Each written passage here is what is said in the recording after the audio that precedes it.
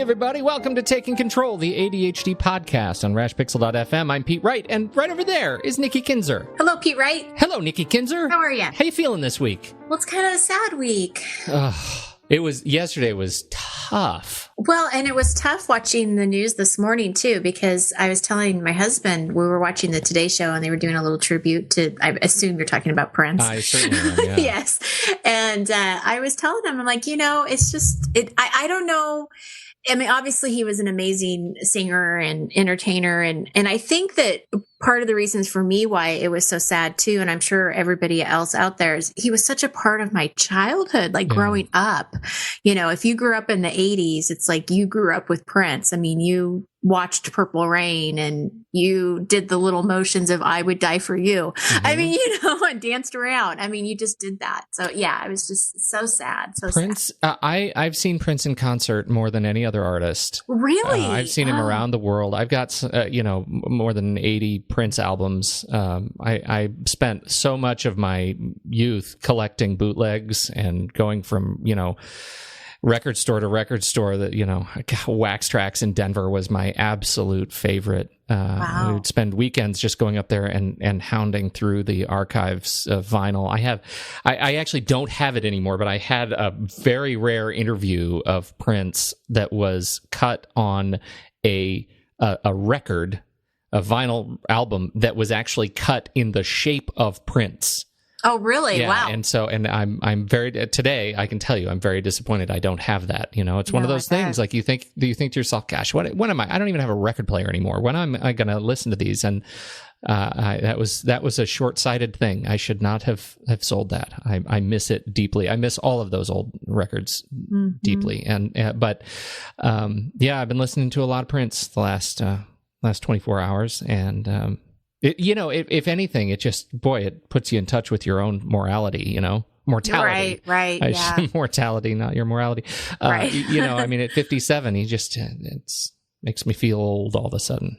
I know. Yeah. I know. It's crazy. So yes, that was a sad part of the week for sure. But very sad. He was such a, and this is something that I think has just been coming out, is just how much of a humanitarian he was, and how much he was, how involved he was, both financially and directly, personally involved in so many, charities and causes.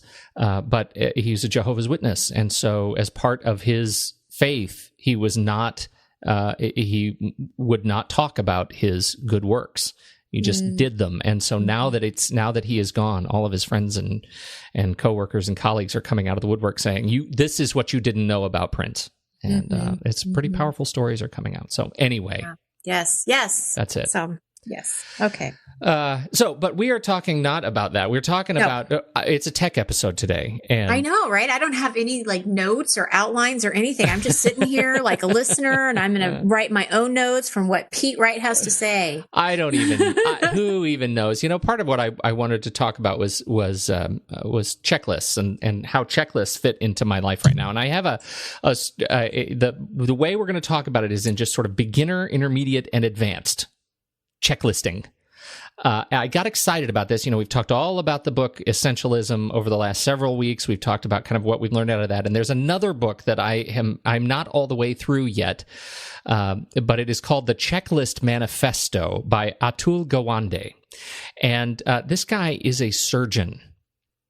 Now, he has written this book on checklists because if there is ever a field that is in need of really good checklists, it's the medical field. And right. they have taken checklists and made them just such an art form, and not when you do it right, it's not just a bureaucracy. It really is. It's an art. So we're going to talk about that today. Great. Before we dig in, though, make sure you head over to Take Control ADHD, get to know us and the show a little bit better. You can, of course, as always, listen to the show right there on the website, subscribe to the mailing list, make sure you don't miss a single episode, or find us in the Apple Podcasts directory, and starting this week, we were a launch partner for Google Play podcast directory. If you're an Android user, finally Google has stepped up and they now have us in the Google Play store. So I know that is rolling out. They said, at the beginning of the week that it's available on the web now, but if you are an Android user, it's rolling out to you over the course of this week. So you probably have it now. You can search for the ADHD podcast on your Google device. There you go. So here we are. Checklisting. How do you do with checklists? Are you good with checklists? You feel like you're pretty good with checklists? I mean, we have all these forms that we've released, and the forms are great, but they're not quite checklists. Some of those are reminders. But in terms of like daily checklists, do you feel like you use checklists? Well, I do, but I got to tell you, it's a work in progress. It is definitely a work in progress because I use Evernote. I used to use OmniFocus a lot, but now I have found Evernote to be really kind of just the sole place that I go because for me, I'm working on this project, right? And it's a big project and there's lots of pieces, lots of moving pieces to it. And so it's easier for me to have everything in Evernote than it is OmniFocus. I don't know why, but that's just sort of where I've gone, in the last few months. Yeah. And I use the little checklist feature that they have. So when I actually do need to check stuff off, I do. And I have like a daily and weekly checklist that I have that I've been using pretty faithfully, and it's actually working pretty well because there's certain things that I have to do every week at the same time. So there's a routine that I do that I need to do every Monday, every Tuesday, Wednesday, Thursday, and Friday. And so having these things in this checklist and not ever having them go away. I mean, I check them when I do them, but then I uncheck them for the next week, right? So it's just a constant reminder that this is what needs to be done on Wednesday. Yeah. And for me right now, that is really working because if I don't look at that on a daily basis and it's Wednesday, I will forget what I have to do on Wednesday. And then on Thursday, I'll be like, oh man, I forgot about the newsletter. And then I'm scrambling, stuff like that. But so anyway, very long answer to your question. Well, no, it's a great answer to the question. It's exactly what I had hoped for, actually, and for a number of reasons. First is, we talk about these checklists, and back to the Gawande book. He opens this book, and you can get this part for free if you download the Kindle introduction. So if you're not interested in the whole thing, you can download just the sample and read the kind of prologue, which is amazing because it tells the story of an emergency room visit. A man is taken to the emergency room. It's on Halloween, and he's got a stab wound in his abdomen. And from on the outside, it looks like a certain kind of stab wound. And they went through the process of just kind of off the top of their heads going through because they're expert medical people and they're moving quickly trying to save his life. And they go through all the steps that they have in their head. And as they are moving him into this certain level of kind of triage, I suppose, he starts like seizing up, right? It becomes for something that they knew and expected to something that is surprising them. And they realize that one of the steps the one step that they forgot in their whole triage process was, what is the nature of the weapon that stabbed him? Because they thought it was just a normal knife, right? Because it looked about so long as to be kind of a normal sort of knife that they had seen before. But in this case, it was Halloween, and he had apparently been stabbed by a Civil War era bayonet. Oh. And so it was the same width as a regular knife, but much, much deeper. So what they couldn't see on the outside was that he was bleeding out on the inside and causing a very challenging medical situation to get much, much worse.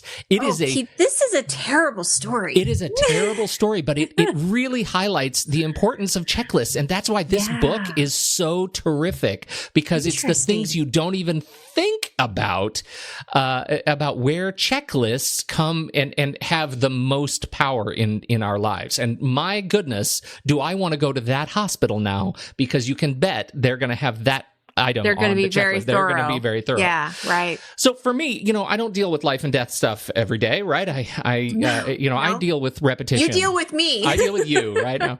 We all have this repetition in our lives, and I just think that until you stop and think about all the things that repeat around you, you don't really know what you're missing, right? You have your daily checklist, your weekly checklist, things that you are going through every day because you'll miss them if you don't. Oh, it's so true. It's so true. Right. So, and even with the checklist, I still miss them sometimes if I don't look at at the checklist. If you don't look at the checklist, I have to right. look at the checklist. Yeah. That is step one on the checklist. Look at the checklist. Have a look at it. It's through that lens of task lists that I think I wanted to talk about some of the options for using old and new technology to build these checklists quickly and efficiently, and just ensure that we're not missing a step in an otherwise invisible process in our lives, right? So what is an invisible process?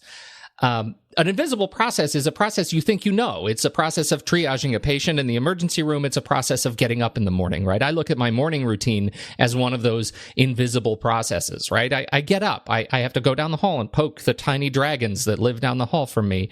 I have to shower and dress. I have to make breakfast. I have to make lunches for each child. I have to make the coffee. I have to unload the dishes from the dishwasher. I have to get the kids out the door. I have to clean up the kitchen, right? Those are the things that I like to do. You are busy. Well, morning is what it is. Right. Or maybe it's a daily health routine. You may have a drink my morning water bottle, or take my vitamins, eat breakfast, eat lunch, drink my afternoon water bottle, eat dinner, meditate, right? The things that you do every day, or that you want to do every day for your own health and sanity. So those are examples of things that are kind of invisible processes. I absolutely know that I am not alone when I say, if I don't have a reminder on my calendar to stop and eat, I will not stop and eat. Right. And that sounds so silly when you say it out loud, but it's the truth. And so I think some of these things are just about kind of being honest with yourself and writing down every step of the process. So for the beginner, we're going to go to the old school technology, pen and paper. It is the easiest tool to find. You can write down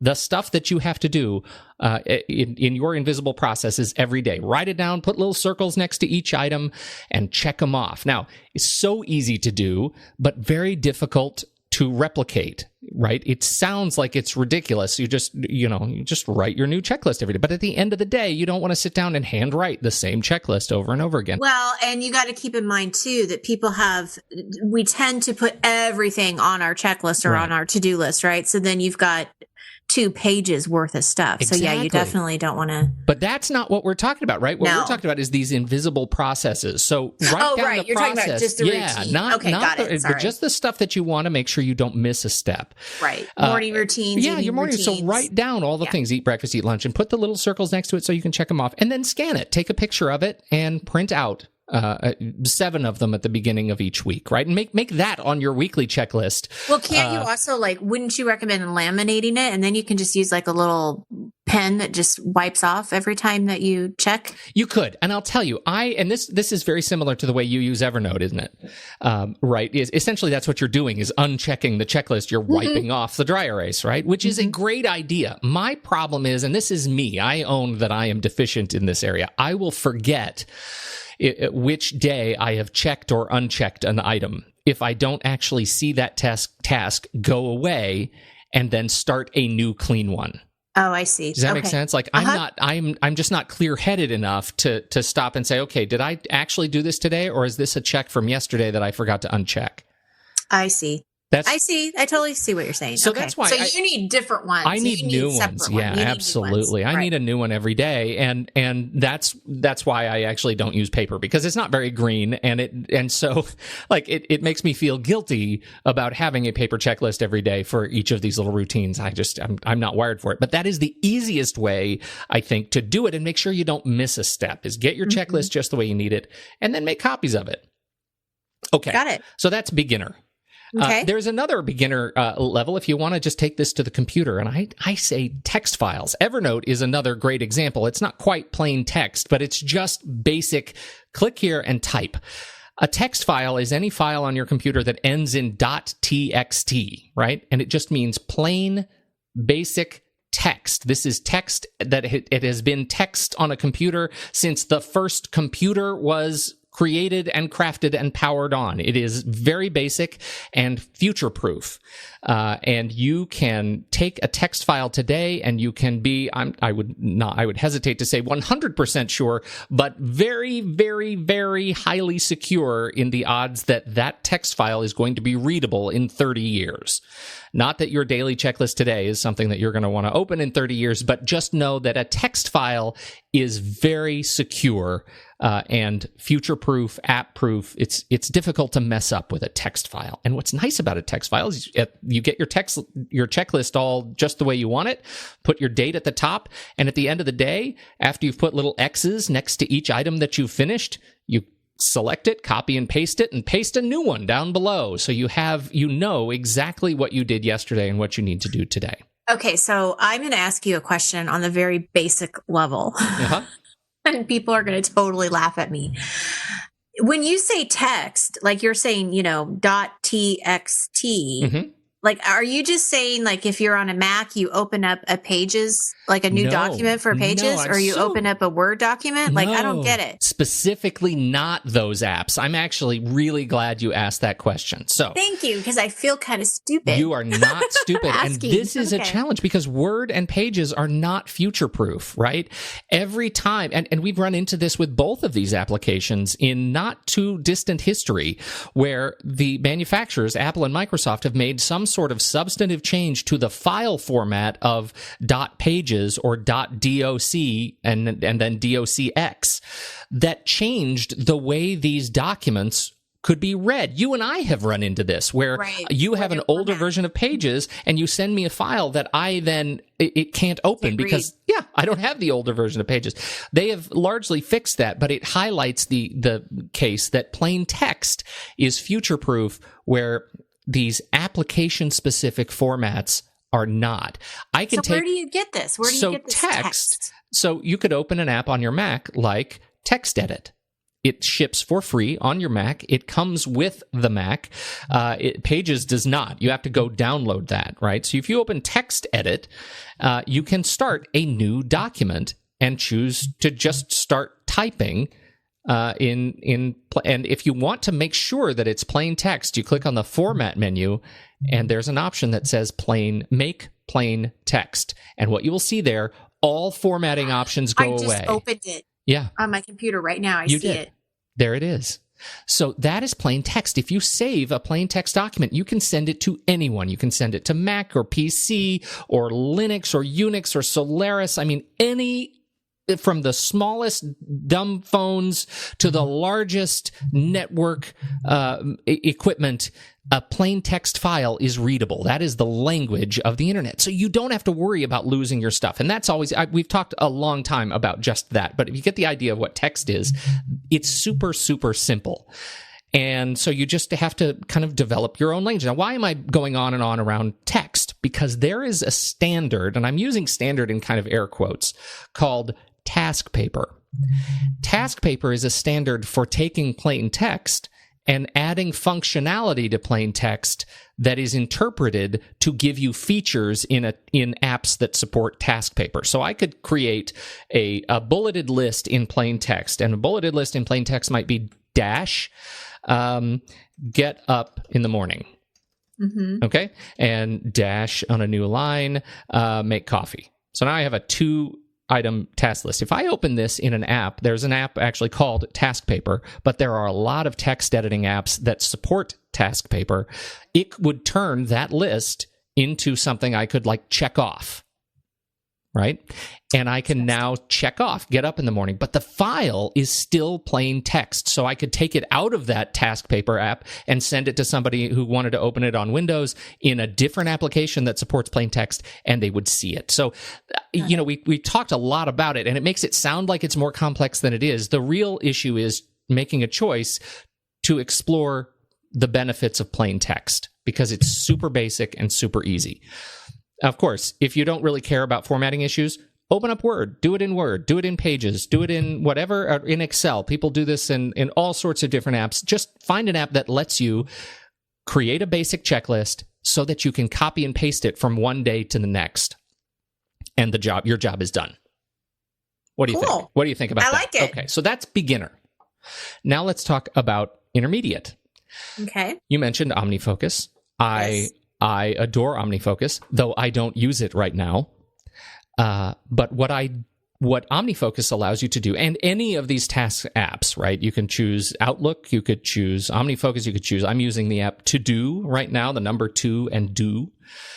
You can create a templates project. And within that templates project, you can create your checklists. And then when you're ready to duplicate them, right? Say I have a project, for example, that we'll talk about in more detail in a moment for producing one of these podcasts. Now, producing the podcast has a number of steps. On our show, it's like 15. I have to go through and create the Google Docs for the show rundown. I have to link it on the show schedule. I have to go in and research the show. I have to go in and, in the case of the text, this checklist episode, I had to research all the different text files and apps that I wanted to talk about. And then I have to create the art in Sketch, and I have to add the art to the show. And then I have to, write the summary. I have to write the summary. I have to build the posts on the website. I have to put it in the feed. There are so many things I have to do. There's about 15 steps on this show. On the movie show that I do, there's about 35 tasks that go into getting the show out the door from beginning to end over the course of about 10 days. And so I need to make sure that I have all of those items documented. And so I can put them all in OmniFocus. And then when I'm ready to create a new show, I just select the top level item of that project, copy it, and paste it into my show folder. And now I have all my tasks that I can start checking off, but my source in the templates folder is not affected. Does that make sense? Yes, because they're two separate things. Right? Exactly. And so every time I want to do a new show, I just grab a copy of the batch of tasks from the templates folder and I paste it into my show folder. So that's how I work in OmniFocus when I was using this in OmniFocus. And it's pretty basic, and you can do exactly the same thing in any number of task management applications. Create a dummy set of tasks that's vanilla and copy and paste that whole batch of tasks into a new project folder, and then you can start your work on that task. That's kind of intermediate if you use an app to track your tasks, and that means you're kind of dedicated to an app ecosystem, right? You're dedicated to the way the app works and figuring out how to make these templates. I will say that OmniFocus, Ken Case from the Omni Group has said just this very week that they have in beta a solution for allowing you to create an entire project based on a task. So you can say, I have a task which is episode 250 of the ADHD podcast, and hit return, and all the tasks I've pre-programmed into that project get put into my OmniFocus based on the date that I need that project to be due. So essentially to automate the creation of these projects for you, and that should be coming to an OmniFocus near you very, very soon, because people are testing it right now. So that's a great way. You can tell that there is some momentum around checklists and making sure that you're being able to repeat checklists. So that takes us to advanced. And it also takes us to the iPad. So forgive me, Android users, non-iPad users, and iPhone users. This is absolutely platform specific. I don't know how to do anything like this on Android. I couldn't find anything like this on Android, and I'm not experienced in it. So full disclosure there, this is specific to iOS, and it requires 2 apps and a blog that you need to go read, which will be in the show notes. First, the apps. The app that I adore is called Workflow. And I think we have talked about Workflow in the past. Yeah, I think so too. Yeah. So Workflow is an app that looks at your system, and it sees all the apps that you have installed and gives you suggestions of other apps that you can also install. And it allows developers to offer these workflows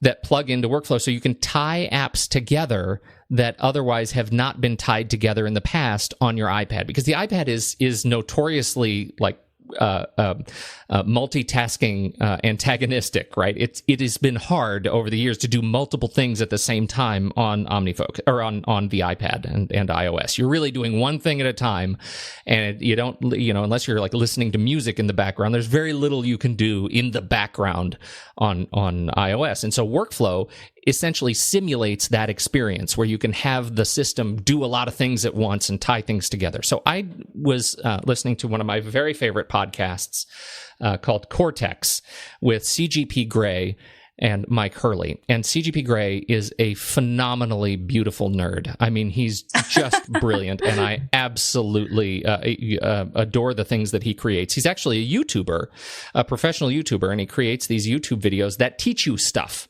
And so just do a search for CGP Grey. The blog post that he created was just what I've been looking for all my life. It walks you through how to create a workflow in the Workflow app that includes all of the tasks on a particular checklist you want to accomplish.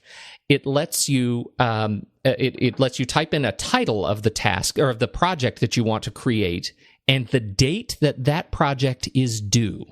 Now, that's the important part here, because what his little workflow script does is it takes all of my tasks, all 35 of my tasks, and it dates each individual task relative to when the project is due. Oh, interesting. That's a new advanced thing. So it's almost breaking it down for you. It's kind of breaking down the project by due dates and what you should be doing. Well, not only due dates, but start dates as well. And you know how valuable that is. What we don't want to see and don't want to be overwhelmed by are the tasks that we don't have to be working on yet, right? I don't want to see all 35 of my tasks in a given project. I want to see the 3 tasks that are due right now. And that's what this little workflow lets me do. And it's really funny. I will create a video when this goes up, and I will put it in the blog post of what happens when I create a new workflow project on my iPad. It'll be a screen grab of my iPad so that you can see what workflow is doing. It swaps back and forth between workflow and to do 35 times. To build each task, set a date for it, and put it in the project. And so it goes back and forth. It whiz, and suddenly I have a new project with 35 tasks, and they're all exactly where I want them to be, the exact dates that I want them to be. And I know I'm never going to miss a single step because I built the checklist generically myself, and I've massaged it, and it works great. So that is advanced stuff, and it's a little bit frustrating because it takes a lot of trial and error. That's why it's in the advanced section. But if you are a complete hooligan for this stuff and you don't mind spending a little bit of time tweaking it to make it work just the way you want it to work, it is really, really fun and so satisfying to know that all of your I's are dotted and T's are crossed. Very cool. So that's it. That's what I wanted to talk about today. Wow. It helps me absolutely with my mission to gate and time block by making sure that all of my tasks are in the right places in the right projects at the right time.